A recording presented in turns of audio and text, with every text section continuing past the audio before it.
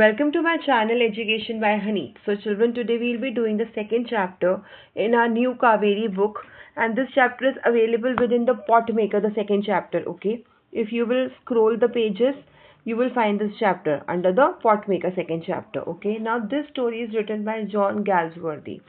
Now John Galsworthy tells the story of Mr. Gessler, a dedicated German shoemaker who has a shop in London, and he prioritizes craftsmanship over profit. Now, despite producing exceptionally durable and perfectly fitted boots, he loses his business due to commercialization. Now let's see what happens in the story. Okay, the first paragraph. I knew him from the days of my extreme youth because he made my father's boots. He lived with his elder brother in his shop, which was in a small by street in a fashionable part of London. Now, here the narrator is saying that he used to visit Mr. Gessler's shop with his father because Mr. Gessler made shoes for his father. Later, the narrator himself started going to the same shop to get shoes made for himself. Okay. Now he says the shop had a quite certain quiet distinction. There was no sign upon it other than the name of Mr. Gessler Brothers, and in the window a few pair of boots. He made only what was ordered, and what he made never failed to fit. To make boots, such boots as he made seemed to me then and still seem to me mysterious and wonderful. Now he says the shop had a certain quiet distinction, means the shop didn't had a very big signboard. Usually outside the shops you will see large boards, like a stationery shop, the restaurant, right? So there was nothing like that outside his shop. Only a small board on which it was written Gessler Brothers. Now he says whenever he go to the shoe store, he never used to see those ready-made shoes kept there. On the window, only a few pair of boots were available, and he only made what was ordered. So he doesn't have a showroom or a shop, a shoe shop. So that is why the ready-made shoes were not available on his store. Only the shoes which the customers used to give orders for, like you go to a tailor and the tailor stitches the suit or stitches your dress. Just like that, he used to make the boots. Okay. And then he says his boots had a perfect fit. He never failed to fit. He used to make such perfect shoes that they had a perfect fitting. And he says that is why the shoes seem to be mysterious and wonderful. Okay. Then he says, I remember well my shy remarks one day, while stretching out to him my youthful foot. Isn't it awfully hard to do, Mr. Gessler? And his answer given with a sudden smile from out of the redness of his beard. It isn't odd. Now, whenever this narrator he used to visit his shop, now like just like other shops, you go to a shoe store and you will tell that person, the salesman, that this is my shoe size, like suppose 6 or 7, and that person will take out the same size and will give it to you. But here the customer has to come, give the order, and then wait for some days, okay, to get the order ready. Now, whenever a customer used to come to his shop, he used to first measure his feet, the size of his feet, and then prepare boots according to the measurement. Now he says his boots were so well made that nobody ever had any fitting problems. Everyone found his shoes perfectly comfortable. Then one day he says that, like in hesitation, he asked Mr. Gessler one day that how you do, isn't it awfully hard to do this job? Like, isn't this job hard? वो इनको पूछना चाहते थे कि क्या ये जो काम आप कर रहे हो ये मुश्किल नहीं है करना. So he said with a sudden smile from the out of the redness of his beard, he said, no, it is an art. It was not possible to go to him very often. His boots lasted terribly, having something beyond the temporary, some essence of the boot stitch into them. Now here the narrator is saying that he need not to visit Mr. Gessler's shop again and again because the shoes made by him were of such a high quality that they lasted a very long time. ठीक है, तो क्योंकि बहुत लंबे time तक वो चलते थे तो बार बार जाने की जरूरत नहीं पड़ती थी. Then he says one went in not as into most shops, but restfully, as one enters a church, and sitting on the single wooden chair waited. A guttural sound and the tip-tap of his slippers beating the narrow wooden stairs, and he would stand before one without coat, a little bent, in leather apron, with sleeves turned back, blinking, as if awakened from some dream of boots. Now he says, as soon as the customer enters his shop, it was not like a usual shoe store, right? वो एक आम दुकान की तरह नहीं थी जहाँ आप जाते हो, रेडीमेड शूज देखते हो और लेकर आ जाते हो. ठीक है, it was the experience there was something different. Now customers who came to Mr. Gessler's shop, they sit on a wooden chair and wait, and they used to wait there. The whole experience felt like something being in a church. Okay, he says, as one enters a church, like being in a church, such peaceful, such quiet atmosphere was there. Then he says, just as people sat quietly in church waiting for prayers to begin, so customers waited quietly for Mr. Gessler to come, take their measurements, and make their shoes. So such was the atmosphere, such was the essence of his shop. Okay, now then he used to come from the first floor down the stairs, and the guttural sound and the tip top of his slippers used to be heard. Okay, he used to wear he was a little bent person in leather apron with sleeves turned back, blinking as if awakened from some dream of boots. Okay, so because he was so dedicated, he was so into his work that as if as if someone has awakened him from a dream. Okay, so when the customer enters, then and I would say, "How do you do, Mr. Gessler? Could you make me a pair of Russian leather boots?" Without a word, he would leave me retiring whence he came, or into the other portion of the shop, and I would continue to rest in the wooden chair, inhaling the incense of his trade. Inhaling the incense of his trade means inhaling the incense means smell of the leather there. Okay, in the shoe store. And now because the narrator wants a pair of Russian leather boots, so he will go to the other part of the shop and bring with him the golden brown leather, and he used to bring with him the golden brown leather because it would be suitable to make Russian leather boots. Okay. Now then what happens? Soon he would come back holding his in his hand a piece of gold brown leather. With eyes fixed on it, he would remark, "What a beautiful piece." When I too admired it, he would speak again. "When do you want them?" And I would answer, "Oh, as soon as you conveniently can." And he would say, "Tomorrow fortnight." Or if he were his elder brother, "I will ask my brother."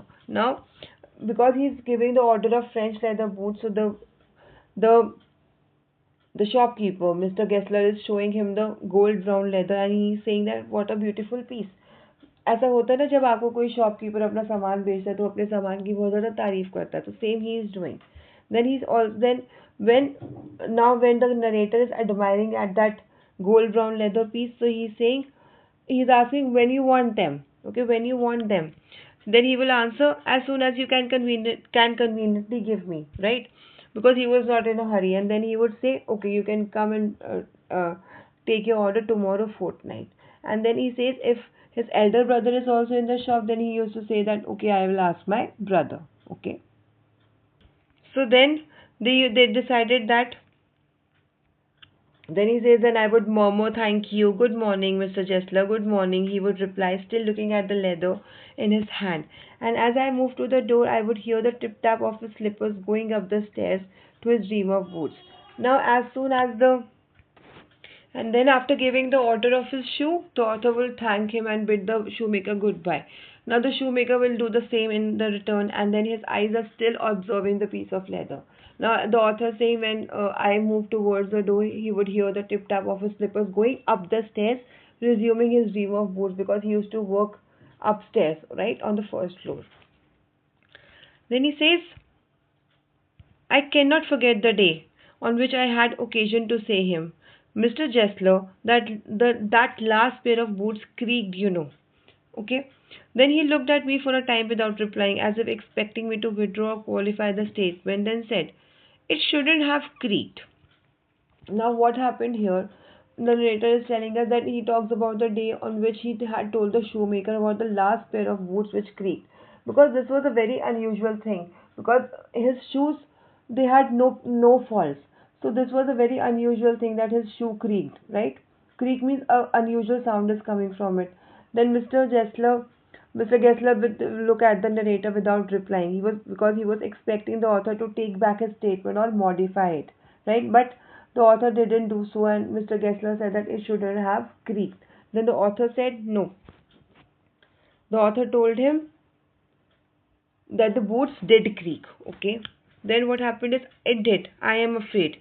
You got them wet before they found themselves." Then he said, "Maybe this has happened because you have wore a wet shoes." Okay. He says that It is possible because they were wet before the author put them on. But the author rejected this possibility as well. He said, "No, I don't think so."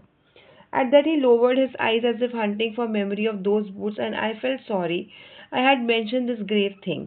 "Send them back," he said. "I will look at them." Now the shoemaker he lowered his eyes and hunted for the memory of the boots. Mr. Gessler looked sad, and author felt bad for mentioning such a grave thing to such a hard-working person. Because obviously कोई अगर आपके काम में कमी निकालता है तो आप थोड़े से सैड हो जाते हो. तो और उस टाइम पे नरेटर को लगता है कि मैंने कोई बहुत ग्रेव थिंग बहुत ही बड़ी गलती कर दी है उन्हें ऐसा बता के मुझे नहीं करना चाहिए था. Then the shoemaker told the author to bring the boots back to him.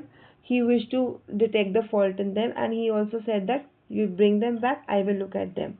Also, he told him that Zom boots, he continued slowly, are bad from birth. If I can do nothing with them, I take them off your bill. Now he said that some boots they are bad from birth, means they are bad from the day they have been manufactured. So the shoemaker is now telling the narrator that there are some boots which are bad since the starting of the manufacture. Maybe because of quality of the leather is sometimes bad, that is why. So he says this thing cannot be fixed. If there was such a case for the boots too, for his boots too, which he is complaining about, then he will take them off the author's bill. Okay, means he will return him the money. Okay. Now once only, I went absent-mindedly into his shop in a pair of boots bought in an emergency at some large firm. He took my order without showing me any leather, and I could feel his eyes penetrating the inferior covering of my foot. At last he said, "Those are not my boots." Now once what happened was the narrator he visited Mr. Gessler's shop while wearing shoes made by a large company. So he bought a shoe from a big store, from a large company. Now, as soon as Mr. Gessler saw these shoes, he said, "These are not my shoes." Then what happened was that person, the narrator was having some problem with the fitting of the shoes. Okay, so he immediately took his order, and then what happened was Mr. Gessler in return was saying the tone was not one of anger. He said, because now the tone of this thing, of the sentence, "those are not my boots." Now he's saying the tone was not of anger, nor of sorrow, not even of contempt, but there was in it something quite that froze the blood. He put his hand down and pressed a finger on the place where the left boot was not quite comfortable. Now, because this person, the narrator, he visited the shoemaker's shop because he was having some fitting problem, some discomfort from the shoe which he bought from the large company. So because now when Mr. Gessler said that these are not my boots, now this the tone of his saying was not of anger, not even of sadness. Neither it was of contempt, means not disrespectful as well. But he sounded so emotional that the author was terrified. This indicates that Mr. Gessler's tone was cold and bitter because he was talking about someone or something he truly hated or was against it. Okay, because he said that it urged you there. Now what happened in between all this is he said that he touched the left foot of the finger of his finger, and because it was hurting there, so he asked him that, "Is it hurting you here?" So he asked it hurts you there? He said yes.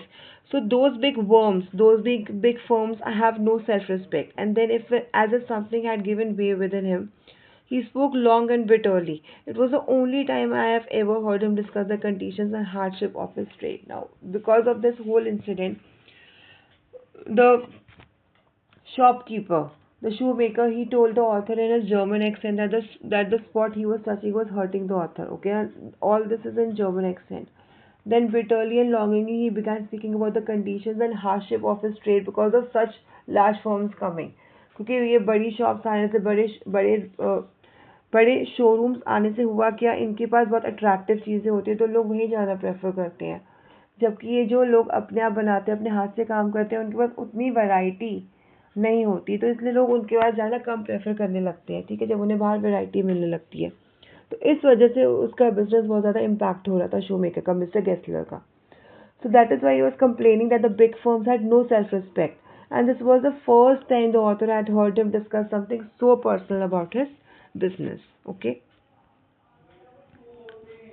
Then also he added, they get it all, he said. They get it by advertisement, not by work. They get it away from us, who loaf our boots.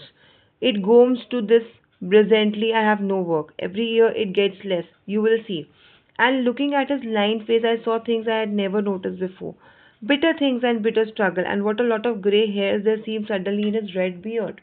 Now here he is saying again in the German accent, he's saying that large firms they pay more attention to the money and more attention to the money in the form of advertisement, okay, rather than the quality of their products.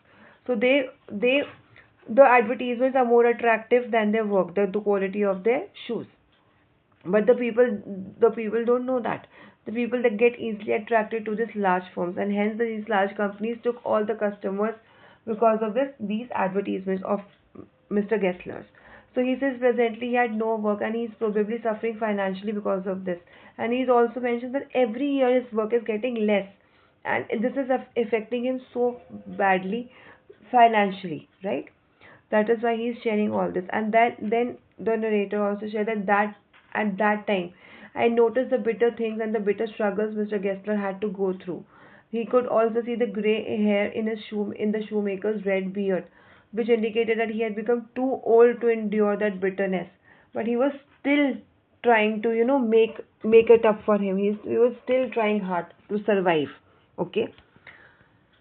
Then what happened is, as best I could, I explained the circumstances of those ill-omened boots. But his face and voice made so deep an impression that during the next few minutes I ordered many pairs. They lasted longer than ever, and I was not able to go to him for nearly 2 years. Now because he was sharing all his hardships, तो narrator को बहुत ज़्यादा तरस आ गया, तो उन्होंने क्या किया, क्योंकि वो बहुत फाइनेंशियली बहुत उनको प्रॉब्लम हो रही थी, फटाफट उन्होंने बहुत सारे पेयर ऑफ शूज़ ऑर्डर कर दिए। अब पेयर ऑफ शूज़ ऑर्डर करने से क्या हुआ, क्योंकि उनके शूज़ बहुत लंबे चलते थे, तो बहुत टाइम तक उनका शॉप में दोबारा जाना उस वजह से हो ही नहीं पाया, nearly 2 years. So now, so he was not able to visit Mr. Gessler for the next 2 years. Okay. Then what happened? It was many months before my next visit to his shop. Many months before my next visit to his shop. This time it appeared to be his elder brother handling a piece of leather. Well, Mr. Gessler, I said, how are you? He came close and peered at me. I am pretty well, he said slowly, but my elder brother is dead. Now, many months before he went to his shop to order something, he went to his shop casually because he visited London after some time, and just to just to meet him casually, because now he was attached to him emotionally. He used to feel that he is also my friend. So he went to meet his friend. The author greeted Mr. Gessler and asked about his well-being. Mr. Gessler came closer to the author and looked carefully at him because he was having trouble in recognizing him. Okay, after a long time. Then in his German accent, he told the author that he was fine, but his brother is dead. Okay. And I saw that it was indeed himself, but how aged and wan. And never before had I heard him mention his brother. Much shocked, I murmured, "Oh, I am sorry." Yes, he answered, he was a good man. He made a good boot. But he is dead. And he touched the top of his head where the hair had suddenly gone as thin as it had been on that of his poor brother, to indicate, I suppose, the cause of his death. Do you want any boots? And he held up the leather in his hand. It's a beautiful piece. Now, what happened here was the narrator was shocked to hear such news of his brother's death. Then, because he thought that he was talking to his elder brother, but insisted that it was a shoemaker. He thought that he when he entered the shop, he thought that this is his elder brother, but it was Mr. Gessler only, because he has turned so old. Hair is almost white, and now he's closely resembling his elder brother. Okay. Then the narrator murmured an apology. He couldn't speak louder because of the shock he had received. Okay. Now Mr. Gessler is sharing about his elder brother that he was a good man and he used to make good boots. Then he touched the top of the head where he was going bald.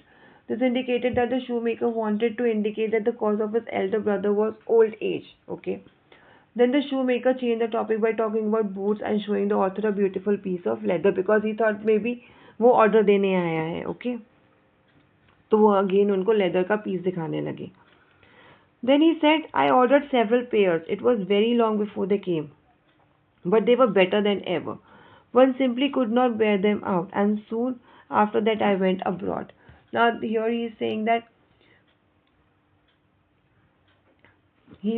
I have ordered I have ordered several pair of shoes. They came after a long time, which means that he was too weak to do all the work on time. Now again he ordered several pairs after listening to the to his agony, to his pain. He again ordered several pairs, and it was very long before they came, because now the shopkeeper, the shoemaker, the shopkeeper, he is alone, right? He has no help because his elder brother is also dead, and because he is too weak to work all the time. So the quality was better than ever. They were so good that they lasted longer than ordinary boots. Soon after the author received the boots, he went abroad. Then he said, it was over a year before I was again in London. And the first shop I went to was my old friend's.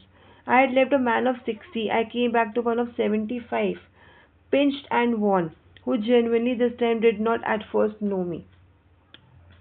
He said, do you want any boots? He said, I can make them quickly. It is a black dime. I answered, please, please. I want all the boots of all around every kind. Now again after a year, when he was in London, he visited his friend's shop. Now he used to call him his friend, okay? Mr. Gessler. He tells that, Showmaker's appearance has changed, because when he left, he was in his 60s, now he's 75, okay? So his complete appearance has changed. Now, when the narrator met him again, he saw that he's now meeting a man of 75. Mr. Gessler looked pinched and worn, exhausted, tired, right, and could not recognize the author.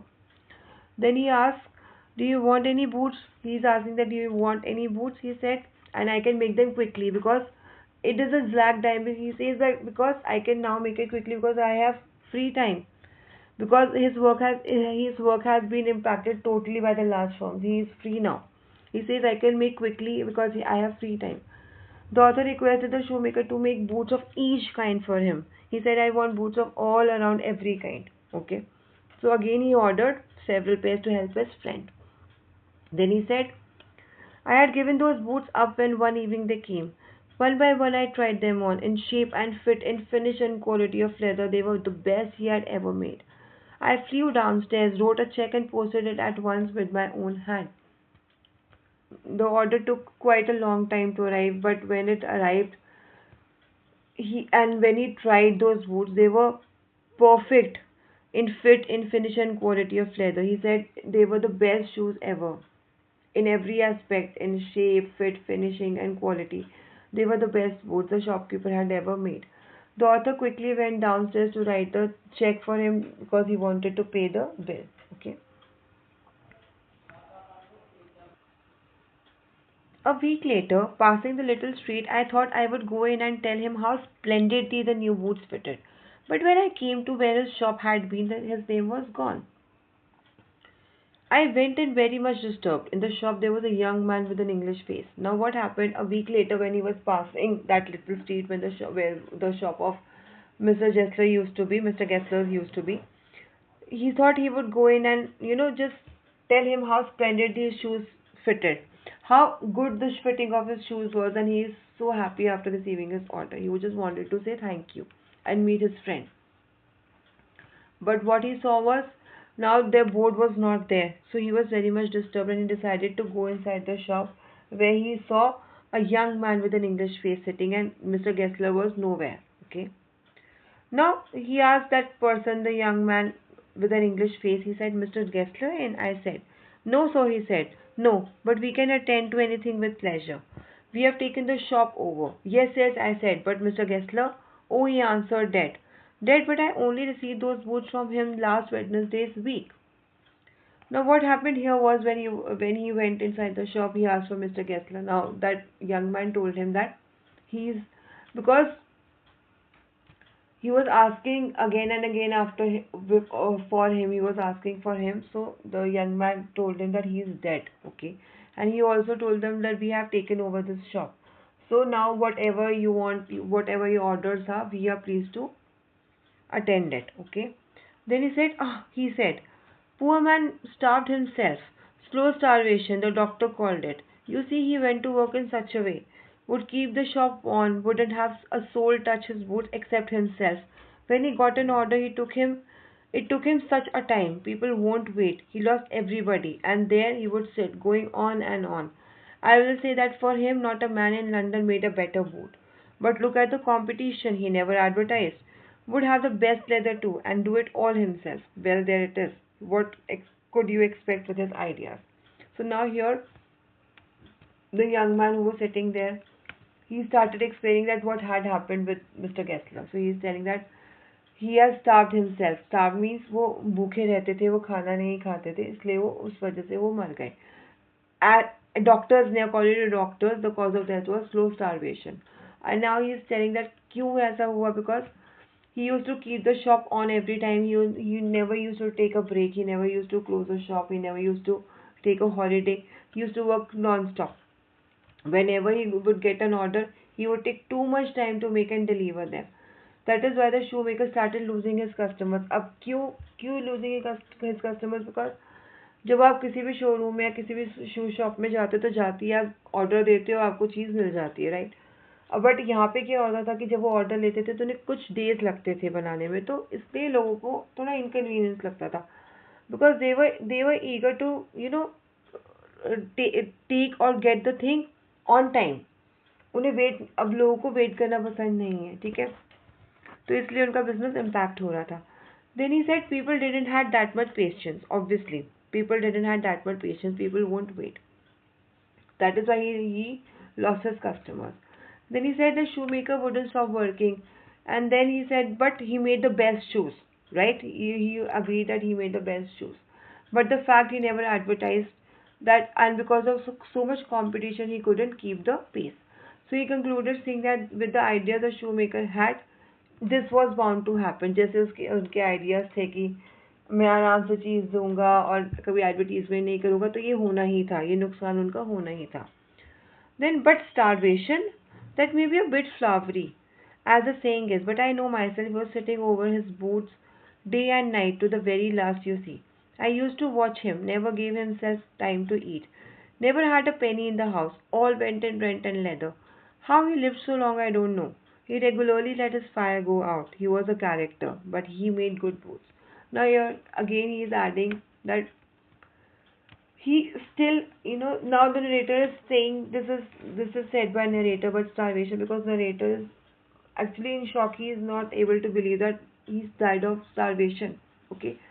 Then the man said that the cause might be a bit fancy, means a bit flowery or over elaborated by the doctors, but he has seen that he used to work day and night, and never gave himself time to eat. And because he didn't have a penny in the house, maybe he said शायद उनके पास पैसे ही नहीं थे खाना खाने के, क्योंकि जितने भी उनके पास पैसे उनको आते थे वो या तो इस शॉप के रेंट में चला जाता था या फिर लेदर लेने में चला जाता था, तो उनके पास खाना खाने के पैसे ही नहीं थे.